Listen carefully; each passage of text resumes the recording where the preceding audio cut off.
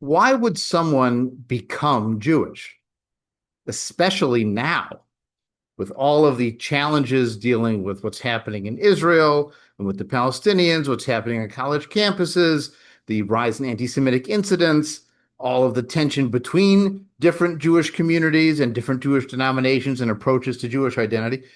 Who would be who would be off enough to join this group? As supposedly Moshe Dayan said a long time ago, whoever's crazy enough to want to be Jewish deserves it. Maybe there's something off.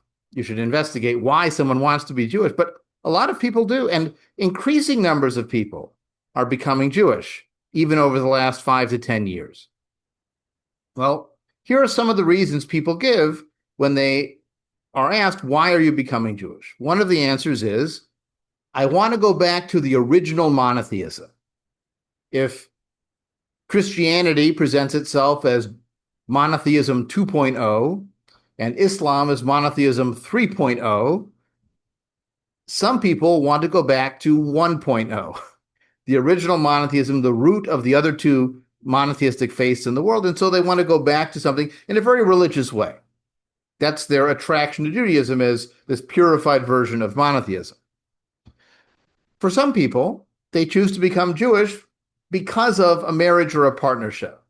They are with someone who is Jewish by birth and by raising and by culture and by identity, and they've been exploring that through their partnership with that person.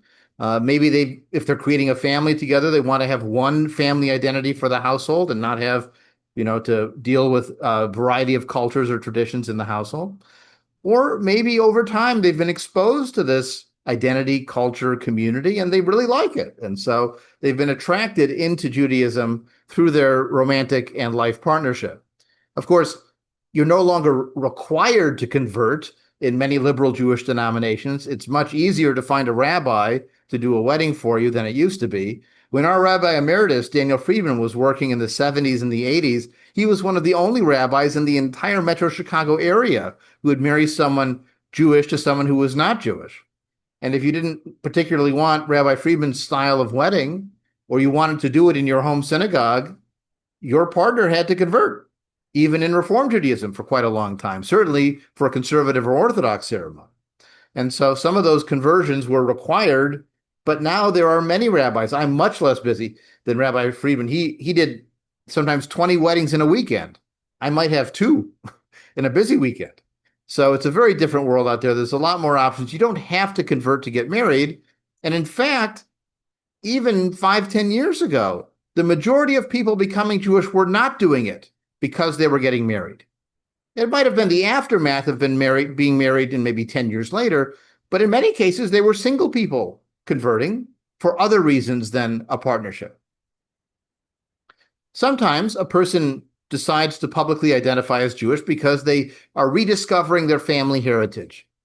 Maybe they weren't raised Jewish because of their parents' choices. Maybe their family forgot that they were Jewish or didn't know that they were Jewish. It could have been hidden from them in a previous generation. Sometimes they rediscover their Jewishness because they go to 23andMe or Ancestry.com and they get a genetic test and they rediscover some Jewish heritage. I remember when the conservative politician Paul Ryan did a DNA test some time ago, and it came back that he was 4% Jewish. And a number of liberal Jews commented, we want a recount. There's no way he could be connected to us. That was their politics, of course. But the reality is that for some people, discovering that they have some Jewish heritage, whether it's family tree, genealogy work, or some kind of, DNA testing, that proves meaningful for them. And they begin to explore what that part of their identity could be. And sometimes they reclaim it in a very positive and public way for themselves.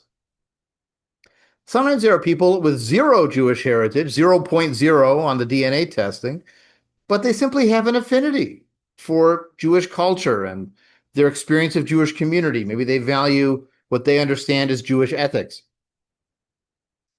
And sometimes, of course, that could be in opposite directions, because liberal Jewish ethics or humanistic Jewish ethics are very different from Orthodox Jewish ethics. But some people actually like the Orthodox Jewish ethics. They want a strict structure that defines diet and dress and community boundaries. So they're attracted to an Orthodox lifestyle, where others are attracted to the emphasis on community service and tikkun olam, repairing the world, and living a righteous life that they find in other varieties of Jewish life. So whatever the identity of Judaism they're converting into, the idea that they could simply have an affinity for this culture and community draws it to them. They could have grown up in a Jewish neighborhood. They could have had lots of Jewish friends or been involved in Jewish activities. They've just been exposed to this culture and they really vibe with it. It really connects with them. I have no particular reason why I happen to like bagpipe music. It just hits my ear in the right way. I've never learned to play the bagpipe, in part because I like living with my family. But in the long run, maybe that's something I'd pursue, and maybe I'd explore more about Scottish history, and maybe I'd learn more about Scottish language, and I would have an affinity for that particular culture because it harmonizes with how my brain works. So I can imagine a similar experience for someone connecting to Jewish culture. Sometimes people become Jewish because they're looking for a welcoming community. Maybe their personal history has been such that they don't feel the kind of warmth and connection from the general world that they find when they visit and when they feel connected to a Jewish community. We know that there's a loneliness epidemic happening out there in the world, where people are feeling the breakdown of their traditional communities and might be looking for some new replacement approach that could provide the community that they feel they need and that they seek. And we've also found a number of people who've become Jewish because their own religious tradition of birth is strongly rejecting of their personal gender or sexual identity. If they've been in a community that supports that terrible thing called conversion therapy, where they try to, torture the gay out of you, basically, or they're in a community that doesn't accept transgender identity, and then they find a Jewish community, generally on the liberal spectrum, that affirms their identity and welcomes them and honors them and celebrates it, that is a vote in our favor for their pursuit of a Jewish identity, because here's an identity that welcomes and celebrates their full self and doesn't ask them to deny who they are. So that's also an attraction. But ultimately, every person who decides to become Jewish has their own personal reasons. It could be any number of a combination of these factors or their own particular personal experience. And there's no one way to know when they're Jewish enough. I had a colleague in New York who once had someone come to him who said they wanted to become Jewish in a humanistic style. And so my colleague said to him, "How Jewish do you feel right now?" And the person responded, like a scale of 1 to 10. And the person responded, "Well, I'm probably about a 2. I'm not a 0 because I've explored and I've read and I've experienced a little bit." So the rabbi said, "Okay, let's start a program here." So they did some studying. He experienced the community, joined the congregation, went to holiday celebrations, did some of their adult learning programs, felt connected to the community. After a couple of years, he came back to meet with the rabbi, and the rabbi asked the man, "Well, how Jewish do you feel now?" The man responded, "Well, maybe like an 8 or a 9. And the rabbi said, "You're done. Because what's a 10 anyways?" Does that mean you do Jewish things every moment of every day? I mean, that's not realistic for most Jews and for most people. So he's probably more Jewish than some of the people who were born Jewish, who are never coming to services, who are never thinking about Jewish history or culture. He might even be more enthusiastic about it than someone born Jewish. Sometimes we find that when one of the partners converts, they're the one that's gung-ho, and the born Jewish one is like, "Can you calm down? Do you need to be pushing this all the time? That's enough Jewish stuff." This is the reality, that there's many ways to become Jewish and many reasons why people are drawn into Jewish identity. Now, occasionally we have surveys that are done of the American Jewish community, and they can demonstrate how many people fit into this category. So in 2013, the Pew Forum on the Study of Religion in American Life did one of these surveys of American Jews, and they found that about 4% of American Jews reported that neither of their parents were Jewish. So if neither of their parents were Jewish and they identify now as Jewish, they've become Jewish. They don't have a biological pedigree, they don't have a cultural pedigree, they don't have a religious pedigree.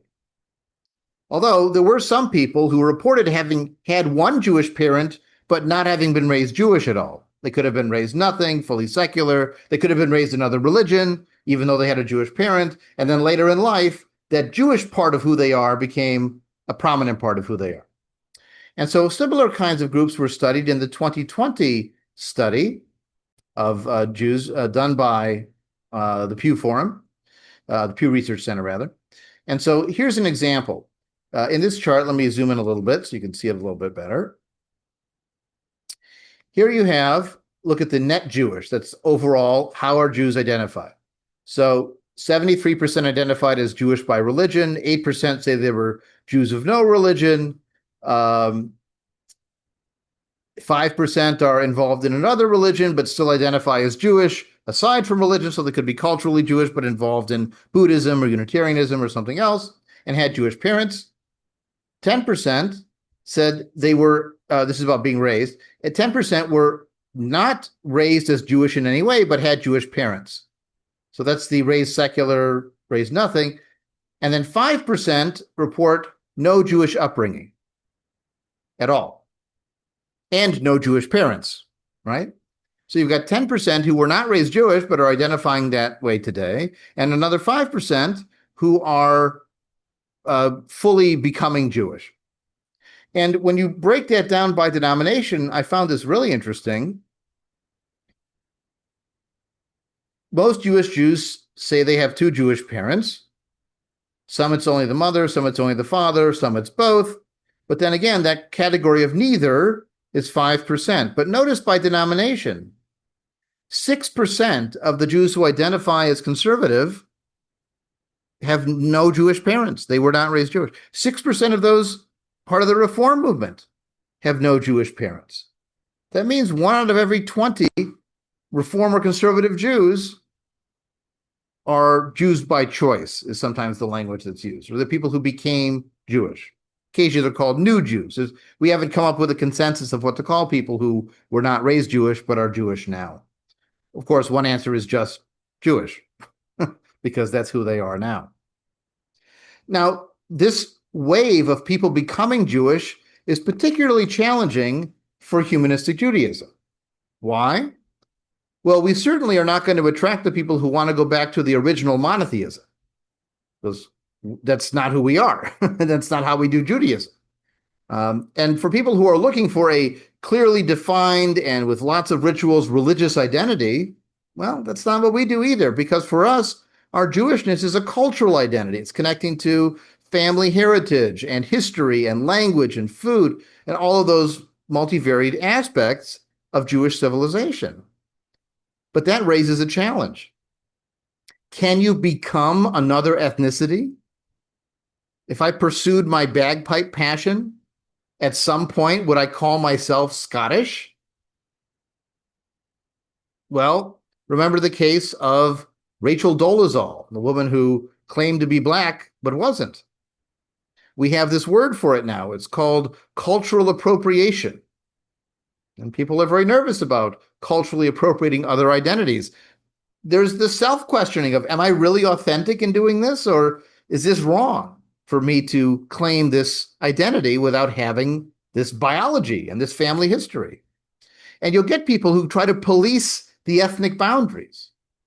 I did a wedding once for a woman. She wanted a rabbi at her wedding, but because her mother had not been Jewish when she was born, and because she had blonde hair, when she went to Hillel in college, someone basically told her to leave, because even though she'd been raised in a Reform congregation, she had gone all the way through confirmation class, she was voluntarily walking into a Hillel. This self-appointed ethnic bouncer said she wasn't Jewish enough. He would have wanted her to convert by a means that he accepted to be able to feel fully part of that Hillel Jewish community. And it's an ethnic kind of bouncing, because it was by what she looked like. If she had had dark hair and Jewish features, he wouldn't have said boo. And she has a Jewish last name because her father was the Jewish one by birth. Her mother converted and became Jewish. So she actually has two Jewish parents, if you go beyond the look, the appearance, the first impression. So this is one of our challenges. If our Jewishness is an ethnic and cultural identity, how can we welcome people in? Since our movement started in the 1960s, we've had people come to us looking to be formally accepted into being Jewish and into our kind of Jewishness, because they feel an affinity for Jewish culture and community and all of those pieces, and they share our approach to theology and the universe. They believe that people are the force for good in the world, and that we should celebrate the accomplishments and the potential of human beings and focus on this world and this life. All of that humanistic philosophy resonates with them, and yet they want to be part of this Jewish identity. So what do? Well, our solution is to think of another category, not religion, but family. If Jewishness is a family identity, or if you want to use the fancy term kinship, people can join a family. They join a family through marriage. They join a family through a process we call adoption. And then once you're part of that family, you participate in the family culture. You can rightfully claim that family heritage. It's not conversion where your mind changes or some kind of supernatural power emanates into you. It's adoption. You've joined the family.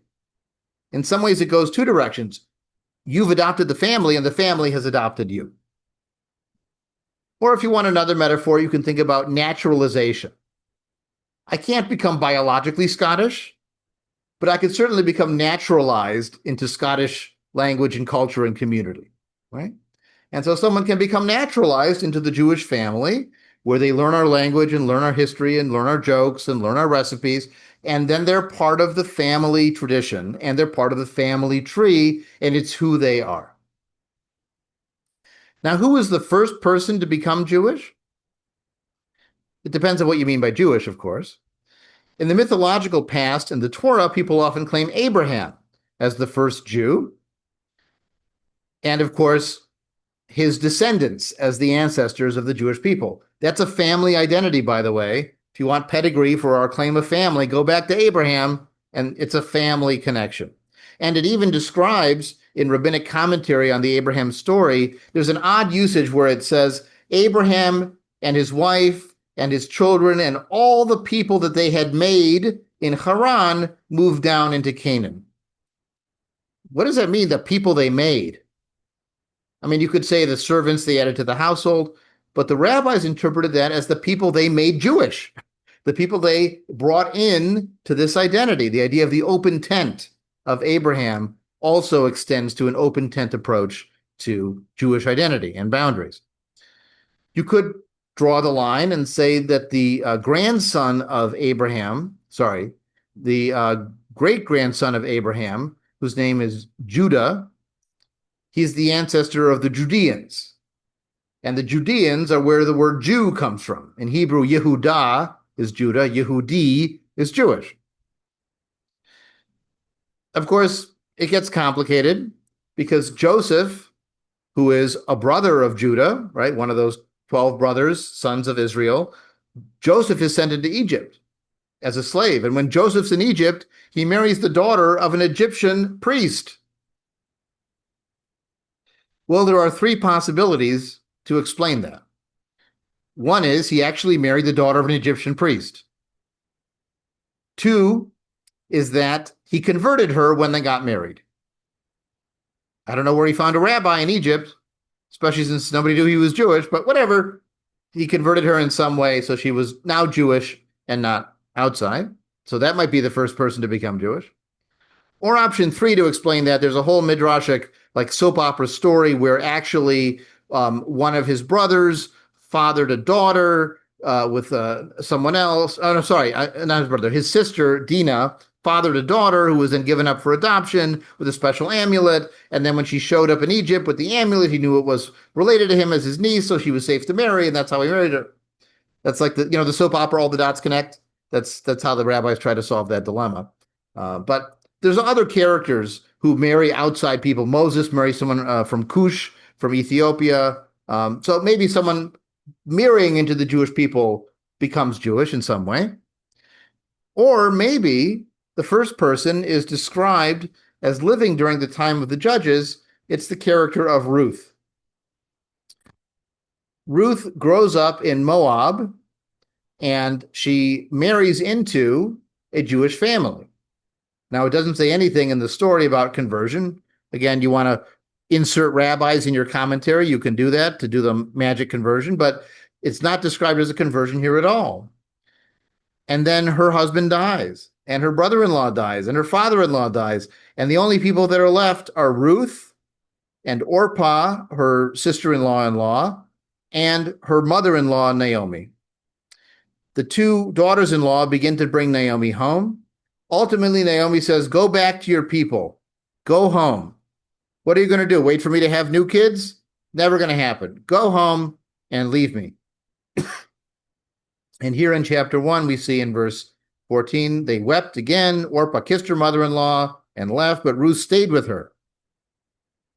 And Naomi says, behold, your sister-in-law has gone back. Follow your sister-in-law. And here Ruth says the famous words, do not urge me to leave you and return from following you. For where you go, I will go. And where you stay, I will stay.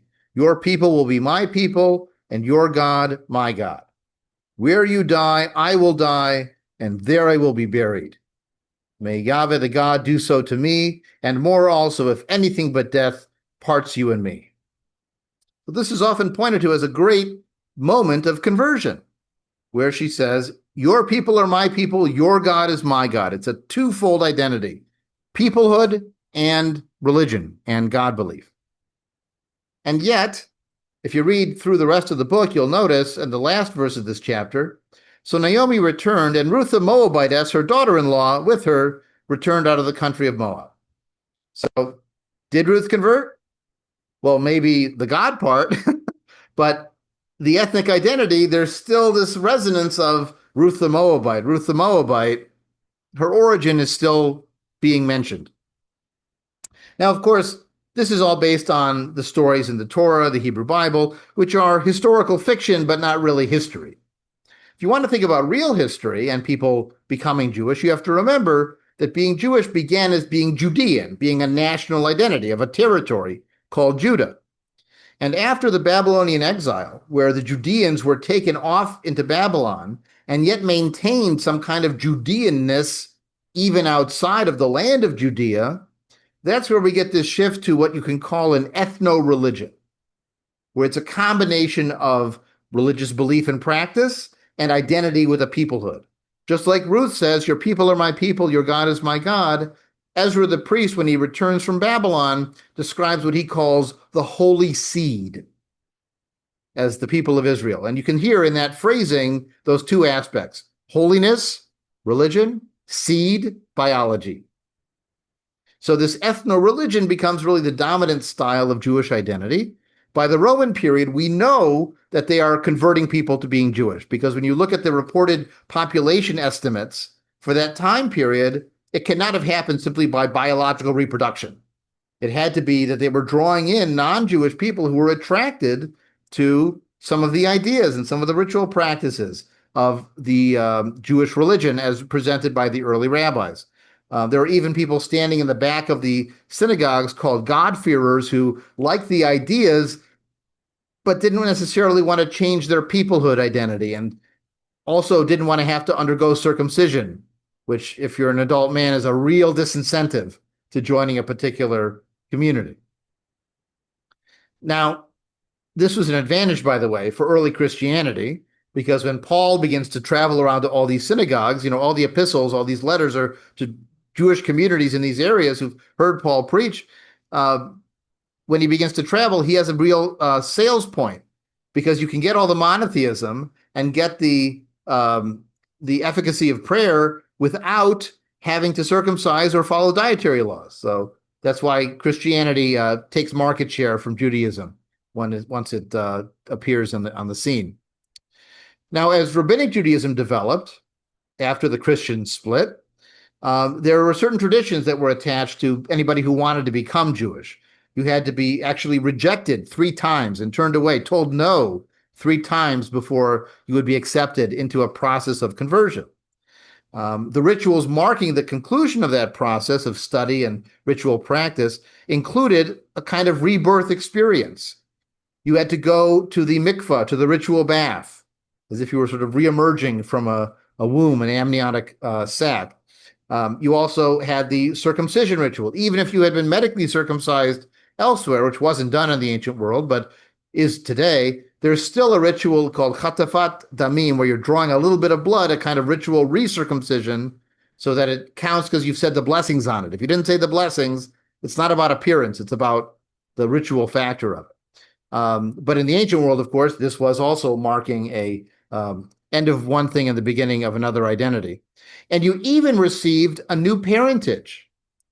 You didn't say, I'm the son of Alexander in the synagogue. You would now say, I'm a son of Abraham.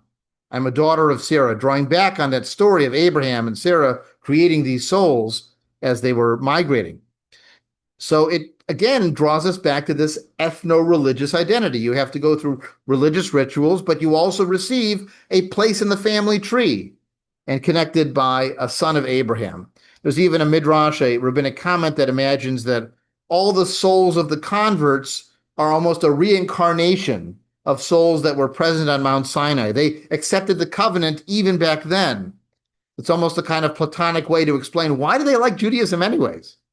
If they're coming out of another culture, why are they interested in us? Well, maybe their soul actually was one of those original souls at Sinai and was part of the ritual covenant and is now coming back home to where they belong. We don't really have mass Jewish conversion other than one odd episode in Central Asia called the Khazars, which we're not going to talk about tonight, because, of course, living under Christianity would be dangerous to convert to Judaism. And living under Islam, if you were Muslim or Christian and converted to Judaism, it was dangerous also. Less so for Christians to become Jewish under Islam, but for Muslims to convert out of Islam is a death penalty offense.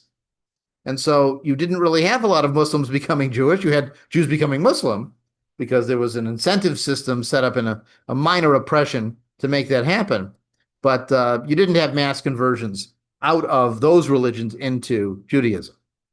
And traditionally, under rabbinic Jewish practice, you were never supposed to remind the convert of their convert status. Once they're in, they're in. Except if they're always called Ben Avraham, son of Abraham, and Moabites, Ruth was still called Ruth the Moabitess, the whole story, even after conversion.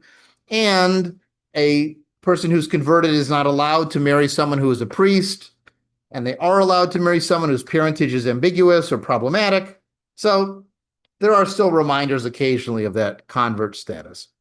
And of course, if you're living in a predominantly Ashkenazi European Jewish community where people's skin tends to be white, and you're coming from another ethnic heritage, then in that community, you do stand out as looking different for those people who assume that there is one way to look Jewish. Now, today in the world, there are a few approaches to conversion. There's the Orthodox, or mostly most conservative Jews follow the approach of requiring the ritual bath, the circumcision ritual, and a course of study and a commitment to living a traditional lifestyle. In fact, some Orthodox rabbis in Israel will revoke your conversion if they see you're not living an Orthodox lifestyle that you committed to do after the fact. They can actually rescind it. In the Reform movement, each rabbi is allowed to choose what's meaningful for them in their process, what classes they would require, whether they would require going to the ritual bath, the mikveh, or a circumcision ritual or not. And the humanistic Jewish approach is perhaps the most open of all those, because in humanistic Judaism, we accept something called self-determination.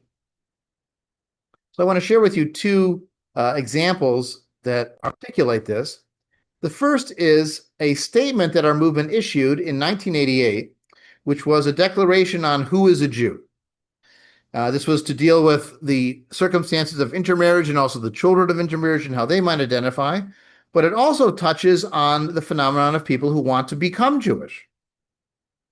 You'll notice in the top paragraph, at stake is the identity, a Jewish identity of thousands of men and women in Israel and other countries of the world who want to be Jewish, but are rejected by the narrow legalism of traditional religious authorities.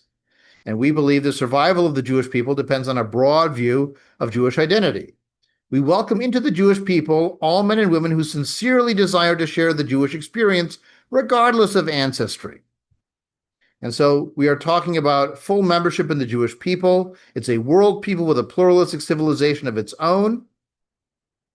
And So our resolution at the end said that we affirm that a Jew is a person of Jewish descent, or any person who declares himself or herself or themselves, we would say now, to be a Jew and who identifies with the history, ethical values, culture, civilization, community, and fate of the Jewish people. If you self-identify as Jewish, we say Mazel Tov, welcome, you're in. And we want them to identify with the history, ethical values, and culture. We want them to sincerely connect to the Jewish community, which we talk about in the opening paragraphs. But ultimately, we're accepting them declaring themselves to be Jewish. So in our case, if someone comes to me and says, I want to be Jewish, I say, you are. Now come and study. So instead of requiring the study first, we let them in and then encourage the connection. And so some years ago, in 2005, our Association of Humanistic Rabbis issued their own statement on conversion and adoption, and you'll hear a lot of similar language to what I've talked about. The Jewish people began as a nation, evolved into an international family. Again, that family metaphor. Over 3,000 years, this nation family has been the host of competing religious beliefs, diverse philosophies of life, and the heart of Jewish identity has always been a strong sense of membership in the Jewish people, identification with its history, participation in its culture. And for most of our history, the Jewish people welcomed others to join the Jewish family. Jewish conversion for us is adoption into the culture and future of the Jewish people. And I'll mention one other detail to point out what this statement is affirming. Have you noticed that Jews from Yemen look different from Jews from Poland? And Jews from North Africa look different from Jews that spend time in Spain? I mean, it's not the air, and it's not the food, and it's not the water. They met people, they partnered with people, they produced children with people, they mixed with people. So the Jewish people has always involved and included people from other cultures and identities in their community of identity and the community of ancestry. So we're not doing anything different these days by simply making it explicit. However, if we really want to keep the doors open and doors open wide and welcoming, and to accept this new Jewish diverse reality, there are things we can do to do a better job. So I have a few tips on how to make Jewish life more welcoming to people who want to be Jewish. The first is we have to cancel this idea of looking Jewish. There's no one way that somebody looks Jewish, even more so today, but also historically. You know, you have Jews from Ethiopia, you have Jews from Yemen, you have Jews from Central Asia, and Jews from Europe, and Jews from North Africa, and they all look different. They all have different languages, daily languages and cultures and customs. They're part of a broad Jewish family, but families have many branches, and those branches can extend quite far afield geographically and culturally. So if we can get past the idea of looking Jewish, then when someone comes to join the Jewish community, they won't feel like they're an oddball, because they're not. Jewishness is not defined by how you look. So let go the Jewish nose, let go the Jewish kinky hair. Those are particular styles of historical Jewish culture from certain places and times. They do not define who is Jewish or who is not Jewish. So if someone comes into your community, never say, funny, you don't look Jewish. Because if you were in Yemen, that would be you. Second, try to reduce the secret code language. That's using phrases in Hebrew or Yiddish that people might not know. Because if they're not raised with Jewish culture, they might not know what to schlep somewhere means, or what a shmata is. It's a rag. And by the way, that terminology doesn't appear in any handbook of being a religious Jew. It's simply what people know from being raised in a culture that uses that language. So part of our goal, we don't have to stop using the in-jokes. That's okay. Part of why we're in a Jewish community, for those of us raised Jewish, is to feel connected to other Jews. But make it accessible. If you're going to use that line, explain it. So when you talk about an Oneg Shabbat, call it an Oneg Shabbat reception, so people can get the idea. By the way, this is also important for people partnered to people of other cultural identities who are not Jewish. This is important for guests who are visiting. This is important for kids who are learning. It's called universal design. If you want to welcome everybody, including those becoming Jewish, it's going to be welcoming for everybody. So avoid the code terms if people don't know what it means. A third suggestion, don't ask anybody how long they've been Jewish. That's sort of starting from the premise of accepting them as Jewish, despite whatever preconceptions you might have, but it's none of your business. If they want to tell their story, fine. But get to know them first. Get to know them as a member of your community. One of the nice things I really have always enjoyed about humanistic Jewish congregations is we get people of all different identities who are coming to celebrate Jewish identity with us. So we get the partner of someone who's Jewish who themselves is not Jewish. But sometimes I don't know which partner is Jewish and which one isn't, because we don't differentiate, and everyone's able to sing whatever songs they want to sing and taste whatever foods they want to taste. So we don't have that barrier of doing Jewish in our community. Anybody and everybody is welcome to, as they feel moved to, and that also makes a more welcoming environment for someone who is recently Jewish or is still learning what it means to them to be Jewish. We also have to be careful with what kind of language we use when we talk about ancestry or heirlooms. I remember in one of my early seminars teaching for the Institute, this is 25 years ago now, I talked about how our Jewishness is a cultural identity. It's seeing the menorah that your grandfather used when they lit the candles. And someone commented to me, they were someone who had become Jewish. They said, I don't have a grandfather's menorah because their grandparents aren't Jewish. They're the first Jew in that part of their biological family. So we have to be careful when we're talking about our Jewishness as heirlooms, which for those born Jews, it can be. Again, we're not telling you to cancel that. It's just thinking carefully about our ancestry, our spiritual ancestry, or our ancestry by birth or by choice, or, find phrasing that's inclusive of the people who were not born and raised in this particular identity. We also want to make sure to empower recently Jewish Jews to choose just as born Jewish Jews choose. Sometimes people who become Jewish feel they need to be the super Jew. So they have to go to Shabbat every single week, and they have to keep kosher, and they have to put on all the ritual garb, and some of them want to join rabbinic programs so they can be a real Jew. And I try to assure them, you're fully Jewish once you're in. You're in. You're fully Jewish. And once you're Jewish, you can relax because you don't have to prove it to yourself or to somebody else more than feels meaningful to you. If it's meaningful for you to pray 3 times a day, go for it. But don't feel like anybody or anything above you is judging whether you're a real Jew based on what you're doing that's Jewish. We have an option for this humanistic secular conversion, this joining the Jewish family. And once you're in the family, you can do as many or as few of the recipes for the family and the family stories and the family jokes as speaks to you. Most important, and this is the last point, being Jewish today is a choice for everyone. In those surveys from Pew, 1/4 of those raised Jewish say they're no longer Jewish.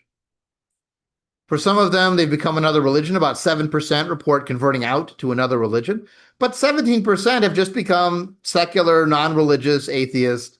So they say they were raised Jewish, but they may not identify as Jewish today. They've chosen to leave.